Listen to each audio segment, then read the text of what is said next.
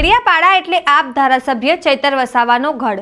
હવે ચૈતર વસાવાના ગઢમાં કોંગ્રેસના વર્તમાન નેતા અને આપના પૂર્વ નેતા કરસનદાસ બાપુ ભાદરકાએ આપ પર આકરા પ્રહાર કર્યા। હાલમાં ગુજરાતમાં કોંગ્રેસની જનાક્રોશ યાત્રા ચાલી રહી છે, ત્યારે આ જનાક્રોશ યાત્રા હવે ડેડિયાપાડા પહોંચી। કરસનદાસ બાપુએ કહ્યું કે આદિવાસીની સૌથી મોટી વિરોધી પાર્ટી કોઈ હોય તો એ ભાજપ છે। આમ આદમી પાર્ટી એ ભાજપનું ગલુડિયું છે। કૂતરું ગમે તેટલું ડાઘ્યું હોય તે સિંહ તો ના જ બની શકે, જેવી વાતો તેમણે કહી હતી। નમસ્કાર, હું છું ચંદ્રિકા પુત્રી નિરાલી। આવો સાંભળીએ કરસનદાસ બાપુએ વધુમાં શું કહ્યું। આદિવાસીના હૃદયમાં એક હૃદયથી વાત કરવી છે કે તમે હાવજ છો, તમે સિંહ છો, તમે સિંહણ છો, તમને ખોળ ખાવું ના પહોંચાય એ કહેવા માટે તમારે આંગણે આવ્યા છીએ। એ માટે આવ્યા છીએ। માતાજીના દર્શન કર્યા, દેવ ઓગરા યહામોગી માના દર્શન કર્યા।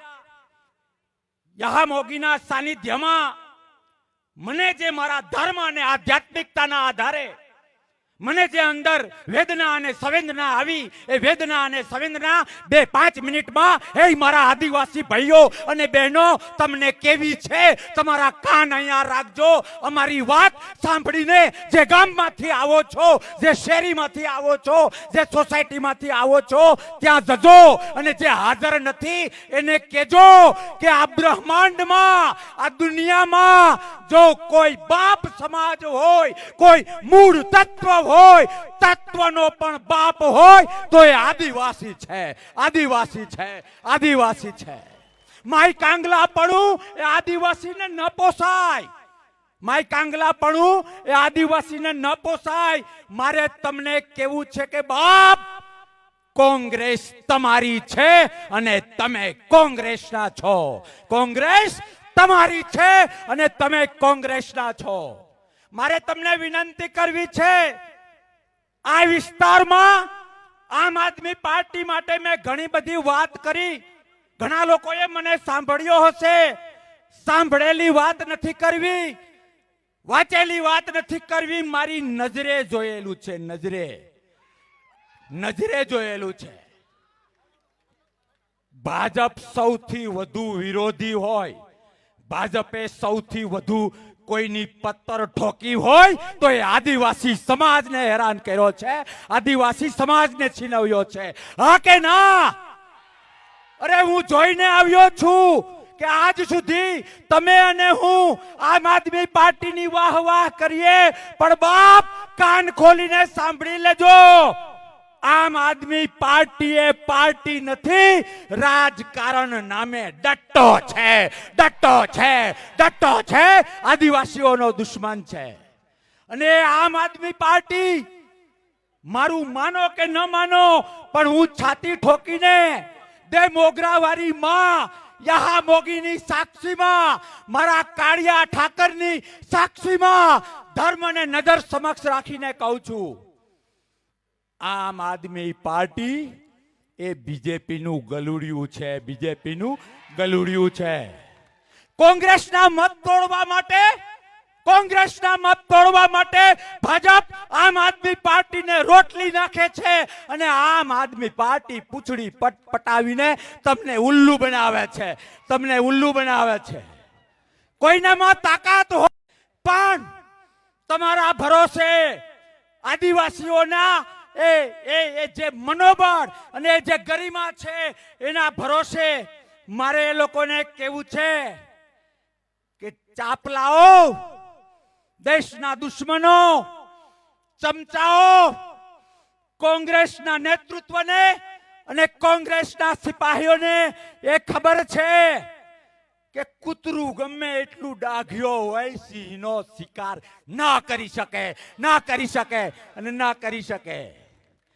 બકરાને તમે ગમે એટલું લીલું ખવડાવો, ગજાનન હાથી ન થઈ શકે, ન થઈ શકે। હા કે ના? મારા શબ્દો યાદ રાખજો કે બીજેપીના તાગડ દિનના પૂરા થઈ ગયા છે અને હવે એ પાર્ટી વાંજણી બની ગઈ છે, દૂધ નીકળવાનું નથી, દૂધ નીકળવાનું નથી। સમજાય? વિશેષ કઈ નથી કહેવું, પણ આવો એને કહીએ કે તમારે ઘર ભેગા થવાનો ટાઈમ આવી ગયો છે. આમ આદમી પાર્ટીને કયો, આમ આદમી પાર્ટીને કયો કે હવે પછીની ચૂંટણીઓમાં સાહેબ આપણો દુશ્મન ઈચ્છે છે કે તમારા ને મારા મત આમ આદમી પાર્ટીમાં જાય એટલે કોંગ્રેસના મત ઓછા થાય, એટલે ભાજપને ફાયદો થાય. આવો ફાયદો થવા દેવાય? ભૂલ કરશો?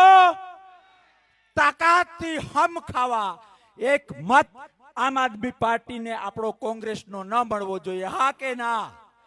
બસ તમે ખાલી એટલું કરો.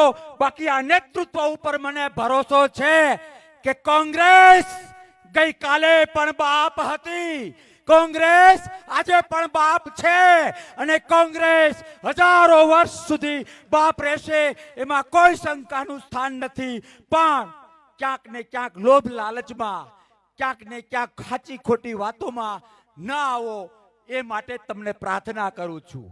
વિશેષ તમારી કુળદેવી આપણા બધાના માતાજી યહામોગી દેમોગરા કેટલા લોકો માને છે? માતાજીને કેટલા લોકો માને છે? આજે જ અમે દર્શન કર્યા.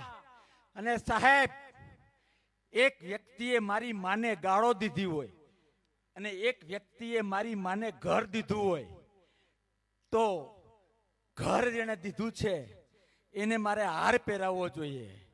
અને મારી માને જેને ગાળ દીધી હોય એ આદિવાસી ભાષામાં મારે અહીંયા ન બોલાય, બાકી એને છઠ્ઠીનું ધાવણ યાદ પાવવું પડે. હા કે ના? સાહેબ, અમારી ટીમે આજે દર્શન કર્યા. મને આજે જાણવા મળ્યું કે આપણા હૃદયમાં રહે છે આપણો ભગવાન, આપણી માતાજી યહામોગી માની જમીન કોંગ્રેસ સરકારે આપી છે. અને આ એમને યહામોગી માનું જે મંદિર છે ત્યાં હું ના ભૂલી ગયો કેટલા એકર આપી, એ કોંગ્રેસે આપી છે. અને આ લોકો એમને એમ ધર્મની વાતો કરીને અધર્મ કરે છે. બોલો, રોકવા છે? તમારી અને મારી માવતર પાર્ટી પાછી કોંગ્રેસને એક વખત લાવવી છે? જો હા, તો પેલા એ લોકોને એક અવાજ તમારા વિશ્વાસથી કહી દઉં.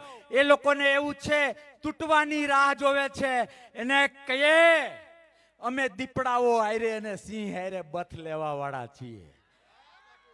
અમે ચટણી અને રોટલો ખાઈને પણ બાપ બનીને જીવવા વાળા છીએ. હા કે ના? હા કે ના? એ લોકો આદિવાસીઓને મજબૂર બનાવવા નીકળ્યા છે. એ લોકો આદિવાસીઓને ક્યાંક ને ક્યાંક મજદૂર બનાવવા નીકળ્યા છે. અને આ કોંગ્રેસની આઈડિયોલોજી એક આઈડિયોલોજી છે જે આદિવાસીઓને તાકાતથી મજબૂત મજબૂત મજબૂત બનાવવા નીકળ્યા છે. બોલો, છો તૈયાર? તો તમારા ભાઈબંધ દોસ્તાર, તમારા સગાવાલા આપ્યા અને ભાજપિયાને કહેજો કે હે, टूटने का इंतजार करने वाले, टूटने का इंतजार करने वाले, ये याद रखना कि वो कभी नहीं टूटता जिसने टूटना क्या है वो सिखाया है. वो कभी नहीं टूटता जिसने टूटना क्या है वो सिखाया है. હા કે ના? ઘણા બધા વક્તાઓ બાકી છે. વેદના છે, સંવેદના છે, માતાજીની મરજી છે, આદિવાસીની આવતીકાલ છે. એના માટે અમે આખી ટીમ લડીએ છીએ. તમને મારી વાતમાં ક્યાંક ને ક્યાંક આદિવાસીનું હિત દેખાય છે? હા કે ના? તમને સત્યનો રણકો લાગે છે? હા કે ના? તમને ધર્મની ભૂમિકા દેખાય છે? હા કે ના? જો હા, તો અમારો હોસલો વધારવા માટે, કોંગ્રેસની આવતીકાલને પ્રકાશિત કરવા માટે તમારે પણ અમારો હોસલો વધારવો પડે, અમારી હિંમત વધારવી પડે, અમને હિંમત આપવી પડે. અને માતાજીની સાક્ષીમાં વચનબદ્ધ પ્રતિજ્ઞાબદ્ધ થઈને અમારી હિંમત 10 ગણી કરવી જોઈએ. હા કે ના?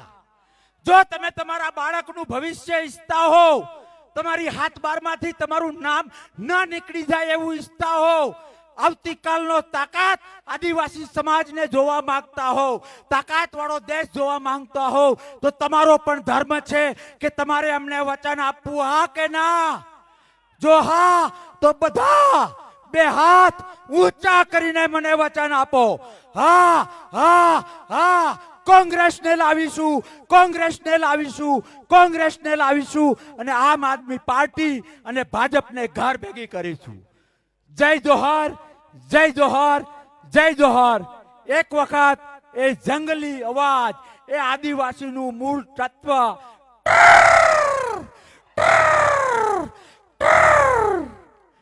વચન આપેલું છે, વચન આપેલું છે, ભૂલતા નહીં, નહીં તો માતાજી માફ નહીં કરે. હા કે ના? સહમત છો? ફરીથી બધાના એક હાથ ઊંચા કે હા સહમત છીએ, સહમત છીએ, સહમત છીએ. આવો મારી વાત પૂરી કરતા પહેલા માતાજીનું નામ લઈને કોંગ્રેસ પાર્ટીની સારી આવતી કાલ માટે અને ભાજપ અને આમ આદમી પાર્ટીને માતાજી ભગવાન સદબુદ્ધિ આપે એ માટે મહાદેવને યાદ કરીને મારી વાત પૂરી કરું છું. તો હવે કોંગ્રેસની જનાક્રોશ યાત્રા ડેડિયાપાડા પહોંચી. જેમ તમે સાંભળ્યું, કરસનદાસ બાપુએ આમ આદમી પાર્ટી પર અને ભાજપ પર પ્રહાર કર્યા. તમે આ વિશે શું વિચારો છો? કમેન્ટ કરીને જણાવો. અત્યાર માટે બસ આટલું જ. સમાચારને લગતી વધુ અપડેટ્સ માટે અમારી વેબસાઇટ www.gujaratplus.in પર પણ માહિતી મેળવી શકો છો. ધન્યવાદ.